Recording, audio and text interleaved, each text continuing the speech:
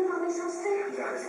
Vous vous trompez, madame. Ah bon, je vous interdis de m'adresser la parole. Écoutez, c'est pas en vous comportant comme une hystérique. Dis, allez, laisse-toi.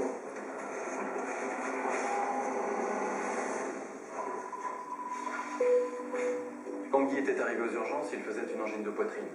Pour moi, l'hypotension, les vertiges, les maux de tête, la confusion des couleurs indiquaient une intoxication médicamenteuse.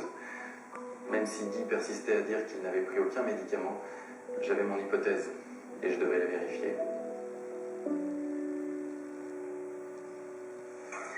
Alors docteur, vous savez ce qui m'arrive? J'ai une théorie en tout cas. Je pense que vous avez pris un stimulant sexuel. Votre femme a l'air de penser que vous vivez une nouvelle histoire. C'est faux, je tourne pour ma femme, docteur. Écoutez, monsieur Baudin, votre vie privée ne me regarde pas. Mais tout voir en bleu, c'est un effet secondaire assez spectaculaire et caractéristique de la prise d'un stimulant sexuel. Je pense que les analyses toxicologiques que j'ai lancées vont me le confirmer. Docteur, c'est vrai, j'en ai pris. Et c'est pour ma femme que j'ai pris ce médicament, pour personne d'autre.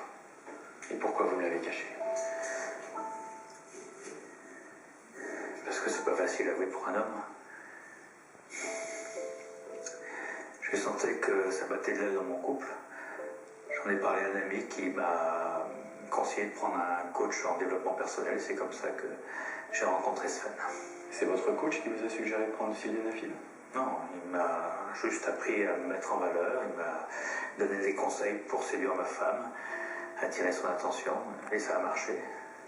Ada était sensible à ces améliorations. Mais au moment du passage à l'acte, je sais pas, j'avais comme un blocage, j'y arrivais pas. D'où le stimulant sexuel. Et comme vous aviez un peu peur que ça marche pas, vous avez un peu forcé la dose. Eh ben je comprends bien maintenant. Le surdosage en sildenafil a entraîné une baisse de votre tension artérielle. Et puis aussi vos symptômes d'infarctus, votre migraine et même cette confusion des couleurs-là. Je vais tout expliquer à Ada, je veux pas la perdre. Le mensonge de mon patient aurait pu avoir des conséquences dramatiques. Heureusement, sa migraine persistante et surtout sa confusion des couleurs m'avait fait trouver la molécule qui l'intoxiquait. La recherche de toxiques ciblés avait confirmé le surdosage de sildenafil. L'état de Guy allait rapidement s'améliorer. Alors tout ça, c'est à cause de moi. Disons que c'était pour toi. Je m'en veux tellement.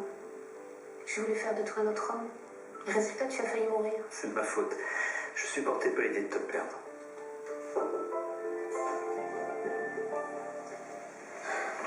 Désolé pour la faute Félix. J'ai tellement eu peur quand tu as fait ton malaise que j'ai massé trop fort. En plus, je sais que vous avez voulu bien faire, mais en général, le massage cardiaque s'effectue lorsque le cœur est effectivement arrêté. Dans le doute, je trouve que tu as très bien fait. Je voudrais comprendre quelque chose. Pourquoi vous n'avez pas dit plus tôt à Ada que vous étiez le coach de son mari? Parce que je n'ai pas le droit. Je suis tenu à la confidentialité vis-à-vis de mes clients. Un peu comme vous, docteur. Et puis Sven trouvait très bien qu'Ada soit jalouse. Ça voulait dire qu'elle tenait encore en moi. Et il avait raison. Je suis désolée de vous avoir accusé. Ne vous en faites pas. Sous le risque du métier. Bon, d'après l'examen clinique, vous n'avez aucun problème physiologique, donc un peu de repos, un peu moins de pression, et tout va s'arranger. On va vous laisser vous reposer.